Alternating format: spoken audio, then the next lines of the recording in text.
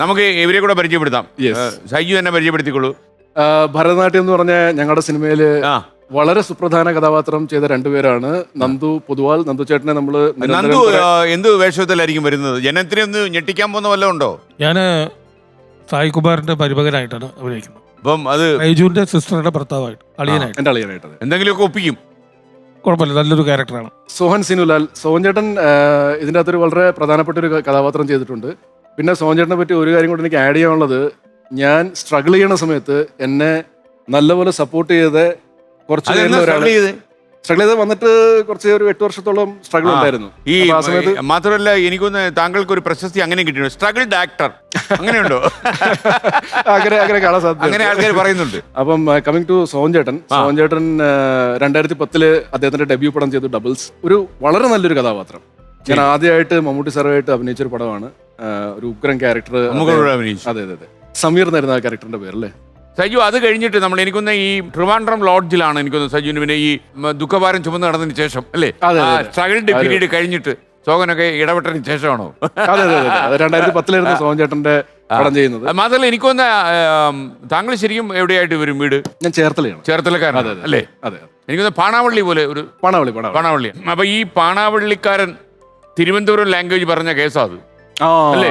പക്ഷെ എനിക്ക് തോന്നുന്നു ഈ താങ്കള് തിരുവനന്തപുരം ലാംഗ്വേജ് പറയാൻ പറ്റുമെന്ന് ഞാൻ ഒരിക്കലും വിശ്വസിച്ചില്ല. ആ സിനിമ വന്നപ്പോഴാണ് താങ്കൾ ആ ലാംഗ്വേജ് പറഞ്ഞു പറ്റിച്ചു എന്ന് മനസ്സിലായി. എങ്ങനെയുണ്ടായിരുന്നു അതിന്റെ ട്രെയിനിങ്? അത് ട്രെയിനിങ് എന്ന് പറഞ്ഞാൽ ഒരാളല്ല പഠിപ്പിച്ചത്.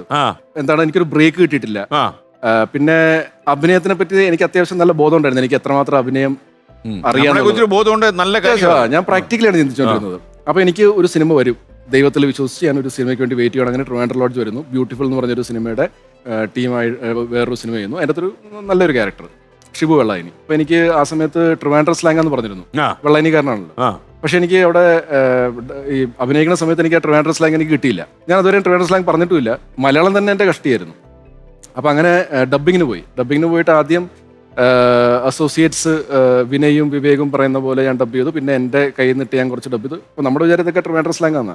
അത് കഴിഞ്ഞിട്ട് നന്ദു ചേട്ടൻ, നമ്മുടെ ഈ നന്ദു ചേട്ടനല്ല, ട്രിവാൻഡ്രത്തുള്ള നന്ദു ചേട്ടൻ. അതെ, അപ്പൊ നന്ദു ചേട്ടൻ ഡബ് ചെയ്യാൻ വേണ്ടി വന്നപ്പോഴത്തേക്കും നന്ദു ചേട്ടൻ്റെ ഡബ്ബിങ് കഴിഞ്ഞിട്ട് ഞാൻ പറഞ്ഞു, വെച്ചിട്ട് 2-3 സീൻ ഒന്ന് പറഞ്ഞു തരാമോ? അപ്പൊ അത് നന്ദു ചേട്ടൻ പറഞ്ഞു തന്ന പോലെ ഞാൻ ഡബ് ചെയ്തു. പക്ഷെ നന്ദു ചേട്ടൻ പറഞ്ഞ പോലെ കറക്റ്റ് ആയിട്ടല്ല, എനിക്ക് പറ്റുന്ന പോലെ. പക്ഷെ പുള്ളിയുടെ ഞാൻ അഡ്വൈസ് എടുത്ത്. പിന്നെ നമ്മുടെ കൊച്ചുപ്രേമൻ ചേട്ടൻ വന്നു ഡബ് ചെയ്യാൻ വേണ്ടിയിട്ട്. അപ്പൊ അദ്ദേഹം ട്രിവാൻഡ്രംകാരനാണല്ലോ, അദ്ദേഹത്തിന്റെ കുറച്ച് എടുത്തിട്ട് ഞാൻ 2-3 സീൻ ഡബ് ചെയ്ത് അങ്ങനെ ഞാൻ പൂർത്തിയാക്കി 3.5 ദിവസം കൊണ്ട്. 3.5 ദിവസം കഴിഞ്ഞ് ഞാൻ ഇരിക്കുവാണ്. ട്രിവാൻഡ്രം സ്ലാങ്ങിൽ ഞാൻ ഡബ് ചെയ്തു. ഞാൻ അടിപൊളിയാക്കിയിട്ടുണ്ടെന്നുള്ളതാണ് എന്റെ ഒരു വിചാരം. ജയസൂര്യ എന്നെ വിളിച്ചിട്ട് പറഞ്ഞു, സൈജു ഞാൻ കണ്ടു കേട്ടോ ഡബ്ഡ് പോർഷൻ, സൈജു അത് നോർമലായിട്ട് ഡബ് ചെയ്താൽ മതി, കാരണം സിറ്റുവേഷനിൽ ഹ്യൂമർ ഉണ്ട്, ട്രിവാൻഡ്രം സ്ലാങ് പിടിക്കണ്ട, അത് കുറച്ച് ഒരു ആർട്ടിഫിഷ്യലായിട്ട് ഫീൽ ചെയ്യുന്നുണ്ട്. ആണോ? ഞാൻ പറഞ്ഞു ഓക്കെ. ഞാൻ VKP വിളിച്ചു. അപ്പോൾ VKP പറഞ്ഞാൽ ഞാനും കേട്ടായിരുന്നു, പക്ഷേ അനൂപ് ഒന്ന് കേൾക്കട്ടെ, അനൂപിനാണ് ട്രിവാൻഡ്രം സ്ലാങ് കുറച്ചുകൂടെ അറിയാവുന്നത്. അപ്പം എനിക്ക് ആ ജഡ്ജ്മെന്റ് ചിലപ്പോൾ കിട്ടൂല. അനൂപ് കണ്ടിട്ട് അനൂപിനെ വിളിച്ചു പറഞ്ഞേടാ, നീ വന്നിട്ട് നോർമലായിട്ട് ഡബ് ചെയ്താൽ മതി, നീ സ്ലാങ് ഒന്നും പിടിക്കണ്ട. വീണ്ടും പോയിട്ട് ഒരു 3.5 മണിക്കൂർ, 3 ദിവസം കൊണ്ട് ചെയ്ത് 3.5 മണിക്കൂർ കൊണ്ട് ഞാൻ നോർമലായിട്ട് ഡബ് ചെയ്തു. എന്നിട്ട് ചെറിയ സാധനങ്ങൾ, അതായത് ആണോ എന്നൊക്കെ ഞാൻ ചോദിച്ചിരിക്കുന്നത്, തന്നെ എന്നാക്കി, തന്നെ. പിന്നെ ചേച്ചി എന്നുള്ള ചേച്ചിയാക്കി, അങ്ങനെയുള്ള ചെറിയ സാധനങ്ങൾ മാത്രം മാറ്റിയിട്ട് പിന്നെ ഇത് നോക്കുമ്പോഴത്തേക്കും ഒരു ട്രിവാൻഡ്രം ഫ്ലേവർ. അതെ അതെ അതെ. ഫസ്റ്റ് ഡേ നൂൺ ഷോ കഴിഞ്ഞിട്ട്, അന്ന് നൂൺ ഷോസ് അല്ലേ ഉള്ളൂ. നൂൺ ഷോ കഴിഞ്ഞിട്ട് എന്നെ ആദ്യത്തെ ഒരു 10 പേരിൽ വിളിച്ചതിൽ ഒന്ന് സന്ദീപ് സേനാ, ട്രിവാൻഡ്രംകാരൻ. വിളിച്ചിട്ട് പറഞ്ഞാൽ ട്രിവാൻഡ്രം സ്ലാങ് ഒക്കെ അടിപൊളിയായിട്ട് പറഞ്ഞിട്ടുണ്ടല്ലോ. ഞാൻ തന്നെ കേട്ടിക്കോ, ഓക്കെ ആണല്ലോ. ഇങ്ങനെയാണോ തിരുവനന്തപുരം പറയുന്നത് അല്ലേ? സാറ് ട്രിവാൻഡ്രം അല്ലേ? അല്ല, ഞാൻ കൊട്ടാരക്കരയാ, പക്ഷെ ഞാൻ തിരുവനന്തപുരത്താ വളർന്നു നോക്കി. അതുകൊണ്ട് എന്റെ സംസാരത്തിലും ചെറിയൊരു സ്ലാങ് വീഴുന്നുണ്ടോ എന്ന് എനിക്ക് സംശയം. എന്തൊരെണ്ണ എന്നൊക്കെ അറിയാതെ നമ്മൾ ചിലപ്പോൾ വിളിക്കും. കല്യാണമൊക്കെ എങ്ങനെയായിരുന്നു? വല്ല ആരെങ്കിലും വഴി യാത്രക്കിടയിൽ പ്രണയിക്കേണ്ടി വന്നോ? അതോ ഞങ്ങൾ ഒരുമിച്ച് വർക്ക് ചെയ്തതാ. ഇവിടെ എയർടെലാണോ? കാർഡ് വിൽക്കാൻ പോയതാണോ? അല്ലല്ല, എയർടെൽ വർക്ക് ചെയ്താ. എയർടെൽ വർക്ക് ചെയ്ത് അങ്ങനെ കണ്ട് നമ്മള് ഒരു 1 ഇയർ. സിനിമയ്ക്ക് മുമ്പോ പിമ്പോ? സിനിമയിൽ ഞാൻ അഭിനയിക്കുന്ന സമയത്ത് ഞങ്ങൾ ഓൾറെഡി പ്രണയത്തിലാണ്. അതിനുശേഷം ഷൂട്ടിന് ശേഷമാണ് പിന്നെ കല്യാണം കഴിക്കുന്നത്. അദ്ദേഹത്തിന്റെ നാട് എവിടെയാ? പുള്ളിക്കാരത്തി പനമ്പള്ളി നഗറാണ് വളർന്നത്. പക്ഷേ അച്ഛൻ മലപ്പുറം, അമ്മ പാലക്കാട്. ഈ ആട് 2-ലെ ഒരു ക്യാരക്ടർ ഉണ്ടല്ലോ, ഒരു സജുവിനെ കുറച്ചുകൂടെ ആൾക്കാർ ചർച്ച ചെയ്ത സിനിമയായിരുന്നു, അറക്കൽ അബു. അറക്കലബു അവിടെ ഒരു ചെറിയ പണി കിട്ടുന്നില്ലായിരുന്നു ആദ്യത്തിന്റെ അതിന്റെ പോക്ക്. ആട് 2-ല് അറക്കലബുവിനൊരു സ്ഥാനമുണ്ടല്ലോ. അപ്പൊ അങ്ങനെ മിഥുൻ സ്ക്രിപ്റ്റ് എനിക്ക് നേരത്തെ തന്നു. പക്ഷെ എനിക്ക് വായിക്കാനുള്ള ഒരു സമയം കിട്ടില്ല. ഞാൻ ബാക്ക് ടു ബാക്ക് വായിച്ചു നോക്കാൻ വേണ്ടി തന്നാ. അപ്പൊ ഇത് വായിക്കാൻ എനിക്ക് സമയമില്ല. ഞാനിത് എന്റെ ബാഗ് വെച്ചു, ബാഗിൽ തന്നെ ഇരിപ്പുണ്ട്. അങ്ങനെ ഞാൻ ഡയറക്റ്റ് വേറൊരു പടത്തിന്റെ ലൊക്കേഷനിൽ നിന്നാണ് ഞാൻ തൊടുപുഴയ്ക്ക് ആട് 2 അഭിനയിക്കാൻ വേണ്ടി ചെല്ലുന്നത്. ഞാൻ അഭിനയിച്ചു തുടങ്ങി. ഒരു 2 ദിവസം കഴിഞ്ഞപ്പോഴത്തേക്കും എനിക്ക് സമയം കിട്ടിയപ്പോൾ ഞാൻ മൊത്തം സ്ക്രിപ്റ്റ് ഒന്ന് വായിച്ചു. അപ്പൊ ഞാൻ നോക്കിയപ്പോഴത്തേക്കും അറക്കലബുവിന് കോമഡി ഇല്ല, എല്ലാം സീരിയസ് ആയിട്ടുള്ള സംഭാഷണമാണ്.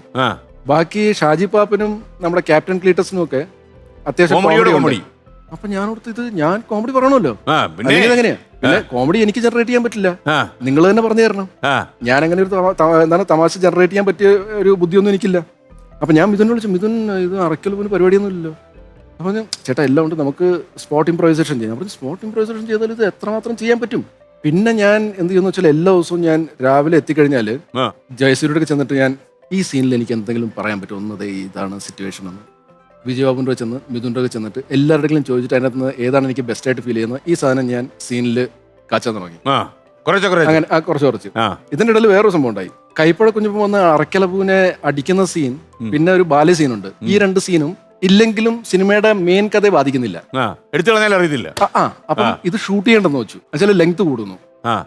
അപ്പൊ ഇതറിഞ്ഞുകൊണ്ട് ഞാൻ ചെന്നിട്ട് മിഥുൻ്റെ എന്റെ പൊന്നു മിഥുനെ ചതിക്കല്ലേ, ഇത് മാത്രമാണ് അറക്കലബുവിന് വേണ്ടിയുള്ള ഏക സീൻ കൈപ്പഴ കുഞ്ഞപ്പന്റെ, അത് മാറ്റല്ലേ.